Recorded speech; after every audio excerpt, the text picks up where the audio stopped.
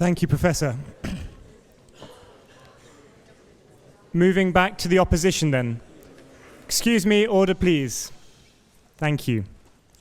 The second speaker in opposition tonight is Rahima Mahmut. Rahima is the Executive Director of Stop Uyghur Genocide, the UK Director of the World Uyghur Congress, and an advisor to the Inter-Parliamentary Alliance on China. She is a Uyghur singer, human rights activist, and an award-winning translator of the prison memoir, The Land Drenched. It's lovely to have you here tonight. You have the floor.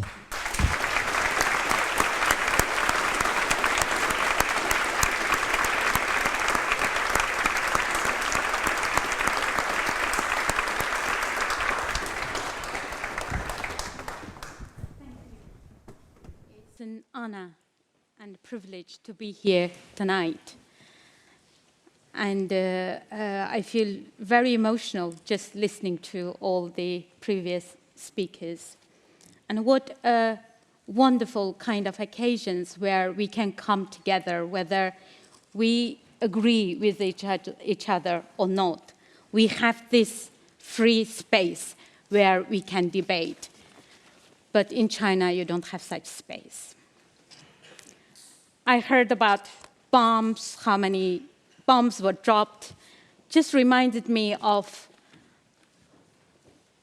Raphael Lemkin, who coined the Genocide Convention.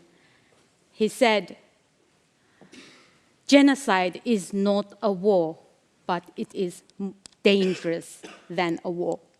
So China, maybe you don't see they are creating any war, but it is far more dangerous than those people that you can see. So the values that have driven much of the world's progress over the last century, like democracy, human rights, and freedom, are under direct assault. China, under its current regime, openly seeks to make the world safe for authoritarianism. But to do so, we must lose many of the core values and freedoms that underpins our efforts to build and maintain open and just societies. It is a danger that is easy to overlook because many of these freedoms we take for granted, including freedom of conscience and freedom from fear.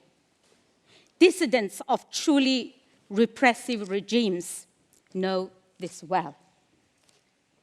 The China we see today is no ordinary state. It is also not the China of a decade ago. Today, it is an ethno-nationalist dictatorship where only ideological loyalty matters. The regime rules with an iron fist, suppressing any voice of dissident, be it from human rights lawyers, intellectuals, artists, or writers.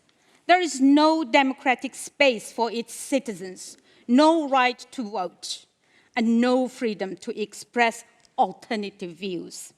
It is a place of forced disappearances and black hole, and of mass forced labor and sterilization programs, especially for oppressed ethnic groups such as my people, Uyghurs. And perhaps most frightening of all, it is a place increasingly existing in an alternative information space. Within international institutions like UN, my friend just mentioned, China's economic might allows it to manipulate proceedings by leveraging the economic dependencies of various nations. China consistently blocks any meaningful debate or resolutions, particularly those concerning the gross injustices against the Uyghur people. We have been witnessing this during the last 6-7 years. The sophisticated of AI and surveillance technology is being used by China to bolster its authoritarian power under the guise of security. It has curbed freedom of speech, movement, assembly, and expression. The Uyghur region stands testament to this. where the Uyghur people are completely under siege, with no power to resist the Orwellian onslaught they experience daily. This technology isn't simply used for surveillance, but reaches a harrowing extreme. Uyghurs are compelled to provide personal data, ranging from DNA samples to voice recognition. Every step, every word, every expression is monitored, logged, and analyzed, placing the Uyghur people in a computerized web of criminalization. They live in a dystopian nightmare that sounds eerie, similar to a science fiction horror story. But this is their reality. Could you ever imagine living in such fear? China's dark history is evident in events like the Tiananmen massacre, the Baren, Gulja, Urumqi, and the Yarkent massacre. But what makes China different is that it is unable to acknowledge, let alone confront and seek to address them. None of these events officially happened. All dissent is the work of Western black hands. For the Chinese Communist Party, we, including everything this union and university stands for, is both an excuse and an enemy. We are the evil forces seeking to destroy China that justifies their rule and their repression. In a way, we are as truth and reality, derived from freedom to investigate and to know, threatens a regime built on lies. As an Uyghur, this narrative is deeply personal. I left my country in 2000 and have not returned since, due to fear of potential arrest, torture, or even threat of death as a human rights activist. Since January 2017,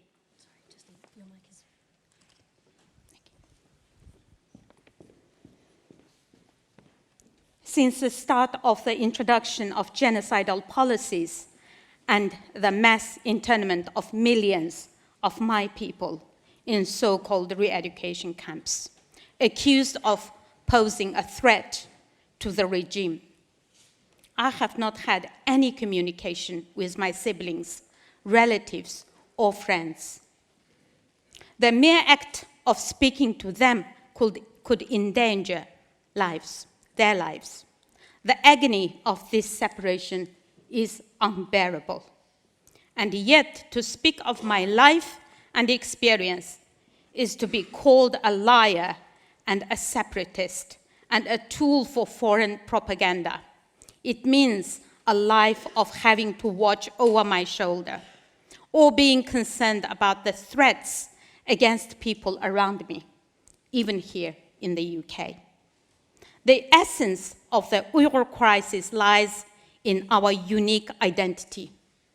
Our distinct language, religion, traditions, and practices set us apart from the majority Han Chinese. In Xi Jinping's mission for total control, Uyghurs are branded as threats, as potential terrorists. The goal? Eradication of the Uyghur identity, exploitation of the region's resources, and the realization of the China dream, with the Uyghurs serving as mere hostages and slaves. Our hard-earned democratic freedoms are at risk. The atrocities we witness today, whether it is the horror of genocide experienced by the Uyghur people or the harrowing tales from Tibet and Hong Kong, could become the tales of many more tomorrow. China is a threat because it is unique in openly seeking to normalizing this everywhere and silencing our ability to even speak truth.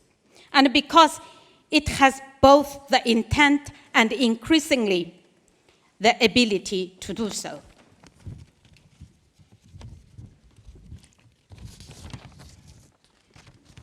Do we desire a global order dictated by lies, propaganda, and tyranny?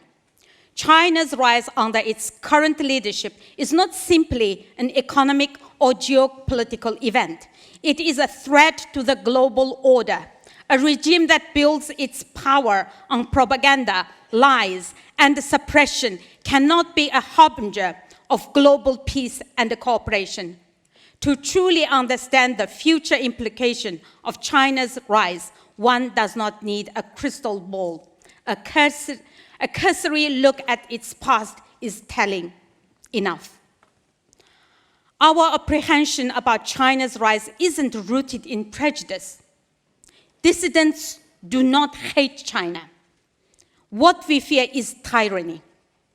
This is because we have experienced it. We know how precious it is to have a home and to be able to take for granted that our loved ones, friends, and family are safe.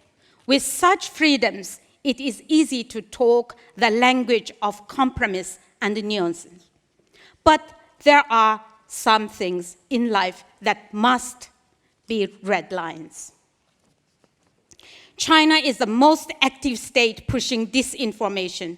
It is a leader in transnational repression. It has the most controlled and distorted information space, an environment where the war in Ukraine is still a Russian special military operation against NATO. It no longer seeks to control Chinese dissidents, but global dissent. And it no longer seeks to tell China's story well, but to decline the global narrative. This affects us in Britain. This affects the very core about what it means for us to live in freedom. So I urge you to vote against the motion. We have much to fear from China's rise. Thank you.